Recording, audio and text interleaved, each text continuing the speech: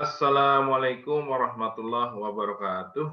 Selamat pagi semuanya dan salam jumpa kembali dalam perkuliahan strategi pemasaran. Kali ini Bapak akan memberikan materi mengenai membangun nilai konsumen, kepuasan, dan loyalitas. Pusat laba yang sebenarnya adalah terletak pada pelanggan, di mana susunan organisasi piramida sudah kuno, sehingga diperbarui menjadi sistem piramida terbalik, di mana lebih mengarah pada kepentingan konsumen. Jadi umumnya perusahaan manufaktur dan perusahaan jasa saat ini lebih condong kepada customer oriented. Tujuannya, bagaimana perusahaan dapat menarik pelanggan dan mengungguli saingan atau para kompetitor mereka. Dan lebih kompleks dengan adanya era teknologi digital. Hal-hal yang perlu diperhatikan untuk mendapatkan nilai kepuasan dan loyalitas yang tinggi dari pelanggan adalah yang pertama, nilai yang dipikirkan pelanggan. Kemudian yang kedua, kepuasan total pelanggan. Yang ketiga, mengukur kepuasan. Keempat, mutu produk dan jasa. Dan yang kelima, manajemen mutu total. Kalau kita lihat organisasi tradisional versus organisasi orientasi pelanggan, bagannya bisa kita lihat seperti ini. Bagan organisasi tradisional itu seperti ini, di mana pelanggan diletakkan paling bawah, kemudian ada petugas lini depan, kemudian naik lagi ada manajemen menengah dan di atas manajemen puncak, Jadi pelanggan di sini tidak menjadi suatu keutamaan atau tidak menjadi prioritas. Tapi untuk bagian yang sebelah kanan, di mana organisasi sudah berorientasi pada pelanggan modern, maka ini bentuknya adalah seperti piramida terbalik, di mana pelanggan diletakkan paling atas, kemudian petugas lini depan, manajemen menengah, dan manajemen puncak. Semuanya berorientasi pada pelanggan. Oke, kita bahas satu-satu. Nilai yang dipikirkan pelanggan. Selisih antara evaluasi calon pelanggan atas semua manfaat serta semua biaya tawaran tertentu dan alternatif-alternatif unggul. Nilai pelanggan total, di mana nilai moneter atau nilai keuangan mempunyai manfaat ekonomis, fungsional, dan psikologis. Biaya pelanggan total yaitu biaya moneter, waktu, tenaga, dan mental. Di mana membuat nilai pelanggan yang tinggi merupakan kunci mendapatkan loyalitas yang tinggi dari pelanggan itu sendiri. Kemudian kita lihat apa yang dimaksud dengan nilai persepsi pelanggan. Nilai persepsi pelanggan yaitu selisih antara penilaian pelanggan prospektif atas semua manfaat dan biaya dari suatu penawaran terhadap alternatifnya. Total manfaat pelanggan yaitu nilai moneter kumpulan, manfaat ekonomi, fungsional, dan psikologis yang diharapkan pelanggan dari suatu penawaran yaitu produk, jasa, personel, dan citra. Total biaya pelanggan yaitu kumpulan biaya persepsi yang diharapkan pelanggan untuk dikeluarkan dalam mengevaluasi, mendapatkan, menggunakan, dan menyingkirkan suatu penawaran pasar, yaitu moneter, waktu, energi, dan psikologis. Nilai pelanggan yaitu selisih antara jumlah nilai dan jumlah biaya dari suatu tawaran dan alternatif lainnya. Ya. Kalau kita lihat di sini ada nilai produk, nilai layanan, nilai personalia, dan nilai citra. Kemudian ini semua, nilai-nilai ini mempengaruhi terhadap nilai pelanggan total. Ya. Di mana nilai pelanggan total ini juga membutuhkan biaya pelanggan total. Ya. Kemudian dari keduanya ini nilai yang diberikan pada pelanggan. Ya. Nah, kemudian kalau kita lihat di bawahnya ini ada biaya moneter, biaya keuangan, biaya waktu, biaya energi, dan biaya psikis. Ini juga mempengaruhi terhadap biaya pelanggan total. Kedua, kepuasan total pelanggan. Kepuasan atau ketidakpuasan konsumen adalah respon konsumen terhadap evaluasi ketidakpuasan atau disconfirmation yang dirasakan antara harapan sebelumnya, norma kinerja lainnya, dan kinerja aktual produk yang dirasakan setelah memakainya. Di mana kepuasan adalah tingkat perasaan seseorang setelah membandingkan kinerja atau hasil yang dirasakannya dengan apa yang diharapkannya. Kemudian kepuasan konsumen adalah perasaan senang atau kecewa seseorang sebagai hasil dari perbandingan antara prestasi atau produk yang dirasakan dan yang diharapkannya. Oke, kalau kita lanjutkan sini total kepuasan pelanggan. Kepuasan itu sendiri adalah perasaan senang atau kecewa seseorang terhadap ekspektasi mereka. Ya, apabila kinerja lebih kecil daripada ekspektasi, maka muncul ketidakpuas. Ya, apabila kinerja sama dengan ekspektasi, maka muncullah puas.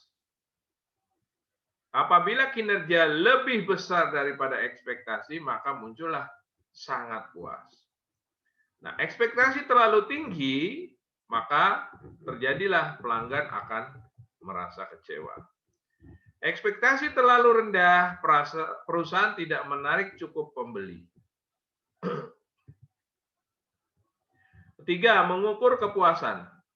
Perusahaan seharusnya mengukur tingkat kepuasan pelanggan ini secara teratur. Karena satu kunci untuk hal yang diingatkan pelanggan adalah kepuasannya. Metode pengukuran kepuasan pelanggan, kepuasan konsumen, kita lihat di sini ada pertama sistem keluhan dan saran. Konsumen diberikan kesempatan untuk memberikan saran, pendapat, dan keluhan mereka. Dan ini akan menjadi feedback atau umpan balik kepada perusahaan. Kemudian juga ada ghost shopping. Ghost shopping itu adalah kepuasan konsumen yang diperoleh dengan cara mempekerjakan beberapa orang atau ghost shopper untuk berperan sebagai konsumen produk perusahaan dengan pesaing. Yang ketiga adalah lost customer analysis, yaitu kepuasan konsumen diukur dengan cara menghitung berapa banyak konsumen yang telah berhenti membeli atau telah pindah ke perusahaan pesaing, ya, atau disebut juga customer loss. Yang keempat adalah survei kepuasan pelanggan, di mana pengukuran kepuasan pelanggan dilakukan dengan cara survei melalui pos, telepon, maupun wawancara pribadi.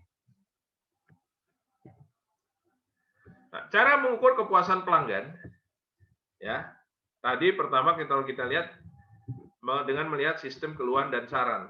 Nah, ini kita lihat orientasinya pada pelanggan, menampung saran dan keluhan pelanggan, komunikasi dua arah dapat dilakukan secara cepat.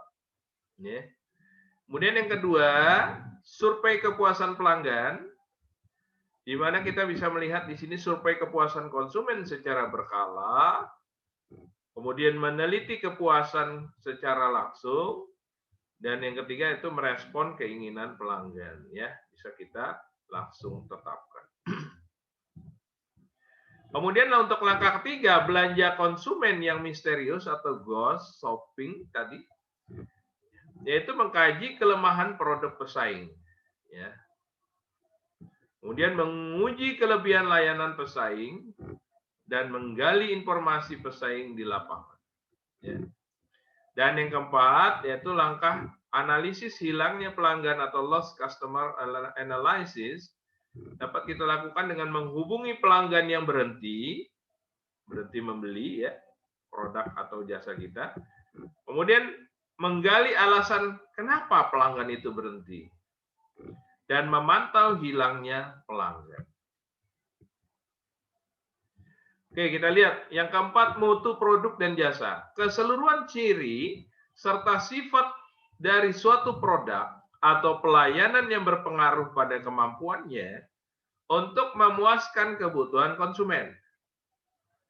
Pemasar mempunyai tanggung jawab pada perusahaan yang berbasis mutu. Ikut berpartisipasi dalam membuat dan merumuskan strategi dan kebijakan untuk membantu perusahaan unggul. Memberikan mutu pemasaran di samping mutu produksi, membantu perusahaan mendefinisikan dan memberikan barang dan jasa yang berkualitas tinggi kepada konsumen. Kemudian kita lihat kualitas produk. Kualitas atau quality yaitu total fitur dan karakteristik suatu produk atau jasa yang dapat mempengaruhi kemampuan untuk memuaskan keinginan pelanggan sesuai kebutuhan. Menurut American Society for Quality Control, totalitas fitur dan karakteristik produk atau jasa yang bergantung pada kemampuannya untuk memuaskan kebutuhan yang dinyatakan atau tersirat. Nah, kalau kita lihat di sini kualitas produk atau jasa, di mana semua ada imbal balik antara kualitas produk dan jasa dengan kepuasan pelanggan. Kemudian juga ada profitabilitas perusahaan dengan kualitas produk dan jasa. Juga ada imbal balik atau feedback dari profitabilitas perusahaan terhadap kepuasan pelanggan. Ya. Yang kelima adalah manajemen mutu total atau total quality management. Yaitu pendekatan seluruh organisasi untuk terus-menerus memperbaiki mutu semua proses, produk, dan jasa organisasi. Penjual memainkan beberapa peranan untuk membantu perusahaan menemukan dan menghantarkan barang dan jasa dengan kualitas tinggi kepada pelanggan. Ya. Yaitu dengan mengidentifikasi secara tepat akan kebutuhan dan tuntutan pelanggan, membicarakan ekspektasi pelanggan secara layak kepada perancang barang, dan meyakinkan bahwa pesanan pelanggan telah dipenuhi dengan tepat. Kemudian juga ada memeriksa apakah pelanggan telah mendapatkan instruksi yang layak, pelatihan, dan bantuan teknis dalam penggunaan barang tersebut. Kemudian juga ada selalu berhubungan dengan pelanggan setelah penjualan untuk memastikan bahwa mereka puas dan akan terus puas. Dan juga mengumpulkan ide-ide pelanggan untuk peningkatan barang dan pelayanan.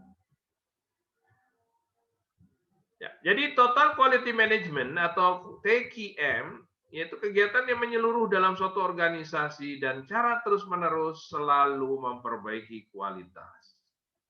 Dari semua aktivitas yang ada dalam organisasi, jadi ada mencakup proses produksi, kemampuan produk, layanan konsumen, sistem dan manajemen, teknologi dan informasi, responsif keluhan pelanggan, dan jaringan komunikasi.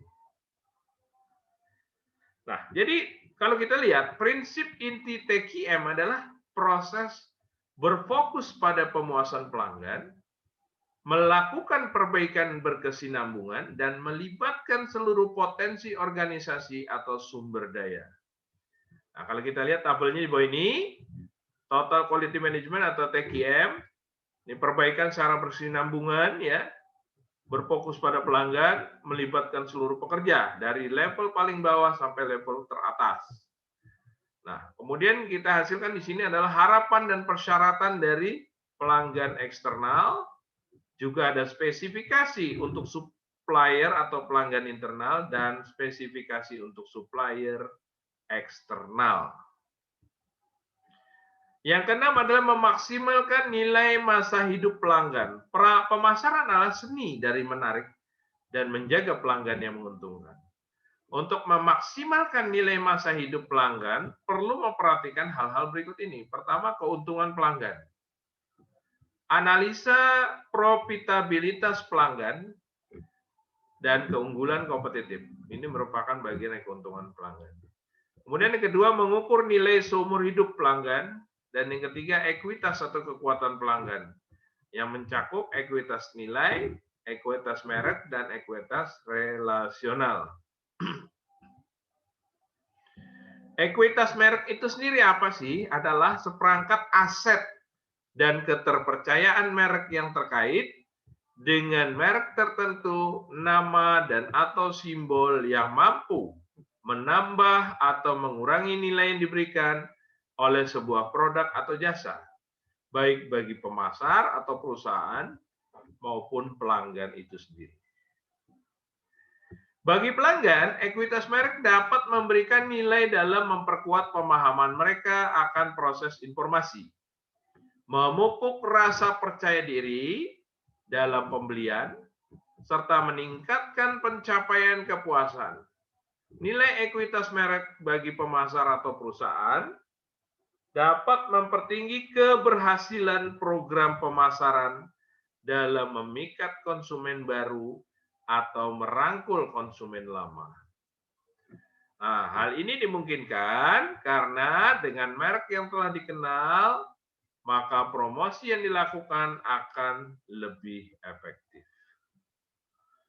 Ekuitas nilai mendefinisikan ekuitas nilai, ya, yaitu sebagai penilaian secara objektif terhadap kegunaan suatu merek yang didasarkan pada persepsi tentang apa yang diberikan, untuk apa diperoleh. Nah, ini merupakan definisinya. Ekuitas relasional, sekarang kita lihat, adalah kecenderungan pelanggan untuk setia pada merek yang di luar dan melampaui penilaian objektif dan subjektif atau nilainya. Nah, kalau kita lihat membangun relasi pelanggan itu pertama dengan pengelolaan hubungan pelanggan. Yang kedua, menarik, mempertahankan, dan menumbuhkan pelanggan. Yang ketiga, membangun loyalitas. Yang keempat, mengurangi peralihan pelanggan ke tempat lain atau kepada kompetitor. Dan yang kelima, membentuk ikatan pelanggan yang kuat. Nah, yang ketujuh kita lihat loyalitas pelanggan. Tujuan dari suatu bisnis untuk menciptakan pelanggan yang merasa puas. Pelanggan yang merasa puas ini pada akhirnya mampu menumbuhkan loyalitas pelanggan.